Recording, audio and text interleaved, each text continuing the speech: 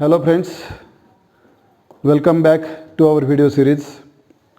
आज हम केमिस्ट्री के बारे में पढ़ेंगे और केमिस्ट्री का जो बेस है वो modern form of periodic table, इसका जन्म कैसे हुआ ये देखेंगे। उसकी हिस्ट्री देखते हैं।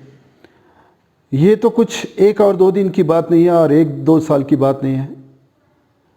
इसने तो सैकड़ों साल लिए हैं और डिफरेंट साइंटिस्ट जो है उन्होंने जो जो भी एफर्ट्स किए हैं वो मैं आपके सामने बताना चाहूँगा, क्योंकि अगर ये एफर्ट्स आपके ध्यान में आ गए तो पीरियोडिक टेबल का इम्पोर्टेंस और उसके तरफ देखने का जो नज़रिया है आपका वो बदल जाएगा। तो देखिए, पहले जो फिजिकल एलिमेंट्स थे वो एलिमेंट्स उस वक्त platinum, zinc, mercury and lead, ये एलिमेंट्स पहले अस्तित्व में थे, डिस्कवर्ड हुए थे। उसके बाद जो 330 BC की अगर बात करें हम, तो ग्रीक फिलोसोफर थे अरिस्टोटल। उन्होंने ये किया था, ये स्टेटमेंट किया था कि everything is made up of one और मोर रूट्स। और उस वक्त उन्होंने ये स्टेटमेंट दिया था कि हर एक चीज़ जो है कुछ वन और मोर रूट से बनी है, और इसी सिद्धांत का सहारा लिया प्लेटो ने। और उन्होंने बाद में बताया कि ये जो रूट्स है वो चार इसमें उसने डिवाइड किए, और वो थे हमारे अर्थ, एयर, वाटर एंड फायर। इसके बाद ये जर्नी चालू हो गई, स्टिमुलेट हो गए, और बाद में 1669 में Hennig Brand, who is the first person to discover phosphorus, philosopher stone. तो फिलोसोफर स्टोन क्या है? ये एक अद्भुत और चमत्कारिक चीज़ थी। ये ऐसी चीज़ थी कि उस वक्त के जो फिजिकल बेसिक मेटल्स थे जो अनएक्सपेंसिव हुआ करते थे, जैसे कि मर्क्यूरी है, उनके साथ अगर ये फिलोसोफर स्टोन रिएक्ट होता है तो उससे गोल्ड या सिल्वर बन जाएगा, एक्सपेंसिव ऑर्नामेंटल मेटल बन जाएगा। यह ऐसा एक मैथोलॉजिकल फिलोसोफर स्टोन उस वक्त फाइंड आउट किया था हेनिंग ब्रांड ने। उसके बाद कुछ अलग एक्सपेरिमेंट्स हुए। ह्यूमन का यूरिन जो है उसको हीट किया गया, बॉयल किया गया, और पता चला कि उसमें से एक ड्रॉप जैसे बाहर निकला तो वो फायर के साथ बाहर निकला, जिसे उन्होंने नाम दिया कोल्ड फायर। अभी ये बात थी 1669 की, और वो 60-80 में रॉबर्ट बॉयल जो आयरिश साइंटिस्ट थे, केमिस्ट थे, जो कि कहलाते हैं कि फादर ऑफ केमिस्ट्री, तो इन्होंने क्या किया, उसके ऊपर और रिसर्च किया और फाइंड आउट किया कि ये जो बॉइल आउट होके बाहर निकला हुआ जो पार्टिकल था, जलता हुआ जो था, वो उसको नाम दिया फास्फोरस। तो फर्स्ट डिस्कवरी हुई फास्फोरस की 1680 में। तब तक ये कॉन्फिडेंशियल रखा गया है, क्योंकि इसके ऊपर कुछ ज़्यादा एक्सपेरिमेंट्स हुए नहीं, कुछ ज़्यादा वर्क हुआ नहीं। उसके बाद रॉबर्ट बॉयल ने यह कंफर्म किया कि that substance was phosphorus and it was published in public. Then in 1789 में ये एक फर्स्ट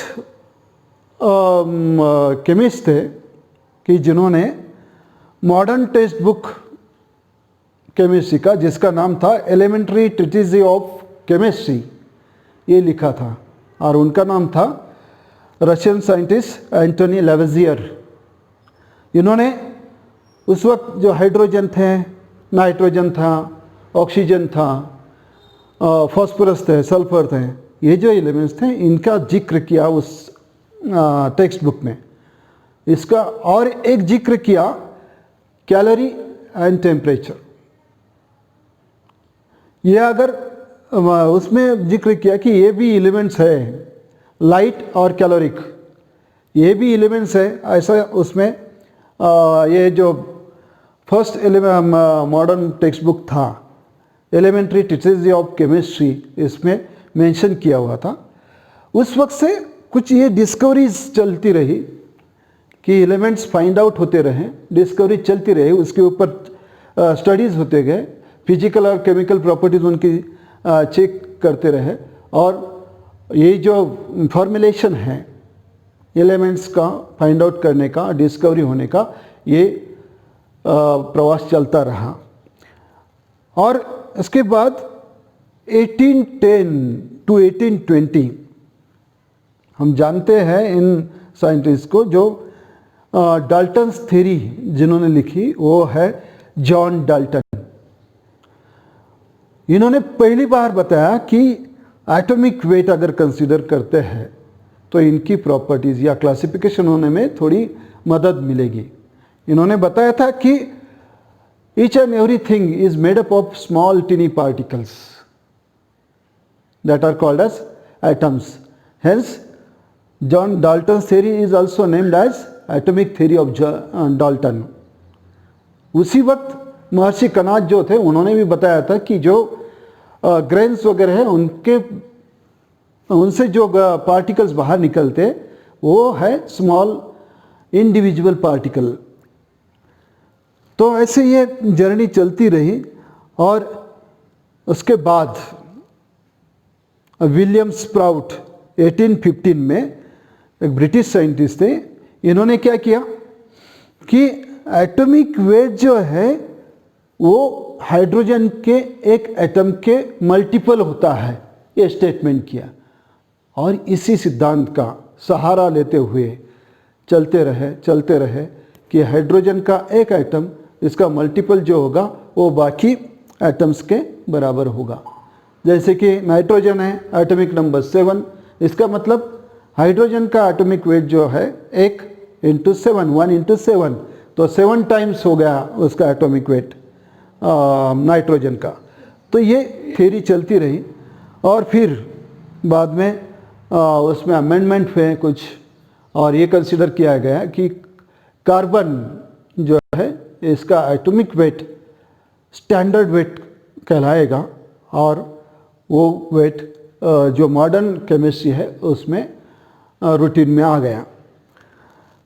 अभी एक्चुअल सेंस में हमारा क्लासिफिकेशन एलिमेंट्स जो फाइंड आउट हुए गए, जैसे एट दैट टाइम 47 एलिमेंट्स वे are classified find out, and scientist जो है वो ट्राई करते रहे कि इनको क्लासिफाई कैसे करें, मेटल्स नॉन मेटल्स में कैसे क्लासिफाई करें। जो मेटलाइट्स है, अभी जो बात कर रहे हैं करें हम, ट्रांजिशन मेटल्स हैं, इनर ट्रांजिशन मेटल्स हैं, ये इनके क्लासिफिकेशन कैसे करें, इसके ऊपर कुछ वर्क हुआ, एक्सपेरिमेंट्स हुए, और फाइंड आउट जो हुआ उसी साइंटिस्ट ने कुछ पॉस्टुलेट्स उसके लिखे। अभी डोबेरिनर जो साइंटिस्ट थे उन्होंने 1817 में ये वर्क चालू किया कि हाँ यार इसको क्लासिफाई कर सकते हैं। तो उन्होंने क्या किया कि 1829 में वो समझ गए कि अरे यार इनको तो क्लासिफाई कर सकते हैं, लेकिन किस में 3 एलिमेंट का अगर ग्रुप करते हैं तो ये क्लासिफाई हो सकते हैं। और वो एलिमेंट्स कैसे हो गए? According to the increasing order of atomic weights, atomic masses. जैसे कि इन्होंने बताया कि अगर ट्रायड है, 3 एलिमेंट का ग्रुप है, तो क्या होगा, बीच वाला एलिमेंट जो होगा उसका रिलेटिव एटॉमिक मास जो होगा, एवरेज एटॉमिक मास जो होगा, वो फर्स्ट और थर्ड एलिमेंट जो है इनके अगर समेशन करते हैं एटॉमिक मास के तो इसके बराबर हो जाता है। इसका समेशन और इनका मीन अगर निकाल लेते हैं तो मीन और एवरेज एटॉमिक मास जो होता है वो बीच वाला जो एलिमेंट है उसका होता है। ये किसने लिखा? ट्रायड्स, ये डोबेरिनर ने, और that is the law of triads. Okay, then triads के बाद जो आए हैं वो न्यूलैंड्स। न्यूलैंड्स ने क्या किया, इसके ऊपर और फिर स्टडी किया। इसके कुछ ड्रॉबैक्स थे, डिमेरिट्स थे, उसके ऊपर उसने स्टडी किया कि नहीं यार ये ट्रायड में नहीं हम इसको 8 के ग्रुप में अगर डिवाइड करते हैं, क्लासीफाई करते हैं, और सेम बेस एटॉमिक मास का, increasing order of atomic mass, line of action वही थी कि डुबरेनर हो या फिर न्यूलैंड्स हो या फिर मेंडेलीव हो, उनकी लाइन ऑफ एक्शन वही थी कि एलिमेंट्स को हम क्लासीफाई कर सकते हैं, लेकिन बेस वही होगा एटॉमिक मास का, increasing order of atomic mass. तो फिजिकल प्रॉपर्टी और केमिकल प्रॉपर्टी जो है that is based on, purely based on the atomic masses of the elements. Newlands ने क्या किया, 8 एलिमेंट्स का एक ग्रुप तैयार किया और उनको increasing order of atomic mass में अरेंज कर दिया। और उन्होंने क्या किया, 8th एलिमेंट जो है वो एक के नीचे एक रखा, जैसे कि फर्स्ट एलिमेंट जो है उसके बाद फॉलो किया 8th एलिमेंट ने। तो ये जो सीरीज तैयार हो गई ना, हमारा जो ट्यून है सारे गम प ध नि सा, उसको बिल्कुल मैच करता हुआ, जैसे कि सा रे ग म प ध नि सा, यानी कि सा जो आएगा पहले पोजीशन पे आएगा और 8th पोजीशन में आएगा। इसका मतलब यह है कि पहले पोजीशन पे जो एलिमेंट है उसकी फिजिकल और केमिकल प्रॉपर्टी अलाइन करेगी और सेम होगी 8th एलिमेंट के साथ। ये था न्यूलैंड्स का ऑक्टेव्स का रूल। तो ये भी रूल उस वक्त फॉलो किया गया, लेकिन उसमें भी कुछ डिमेरिट्स रहे। उसमें भी कुछ ऐसे ये रहे कि कुछ एटम्स ऐसे रहे कि जिनका एटॉमिक मास ज़्यादा है वो पहले आ गए और जिनका कम है वो बाद में आ गए। जैसे कोबाल्ट और निकेल का है, तो कोबाल्ट को प्लेस दिया गया था बाद में और निकेल को पहले।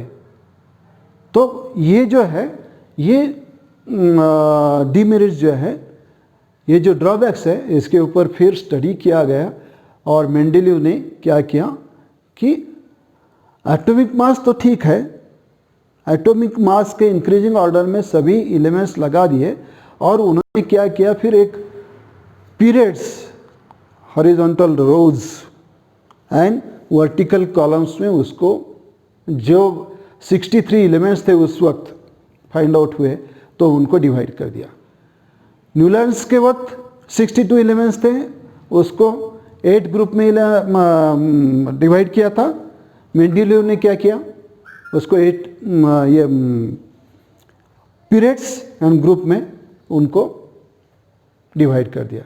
न्यूलैंड्स ने क्या किया था कि जो फ्यूचर कमिंग एलिमेंट्स हैं वो तो डिस्कवरी होती चलती रही, जो फ्यूचर कमिंग एलिमेंट्स हैं उनके लिए कोई पोजीशन ही नहीं रखे थे उनके टेबल में।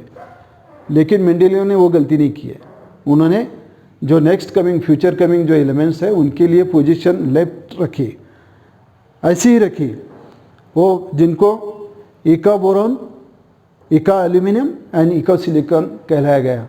उसके बाद वो जो एलिमेंट्स डिस्कवर हुए उस केमिकल प्रॉपर्टी के जो अलाइन करेंगे उनको प्लेस किया गया। तो this is called as Mendeleev's periodic table और short form of periodic table. लेकिन बाद में ये पता चला कि ये थोड़ा कम हो रहा है, यानी कि कुछ ऐसे क्लासीफाई नहीं हो रहे एलिमेंट्स कि जो metals, non metals, transition metals, inner transition metals, इनके ऊपर कुछ और वर्क हुआ, कुछ और डिस्कवरीज हुआ मीन टाइम, और chemical properties and physical properties हर एक एलिमेंट की चेक की गई और पता लगा कि chemically metallic, chemically non metallic, metalloids, transition metals and inner transition metals जो है वो सेपरेट कर सकते हैं हम।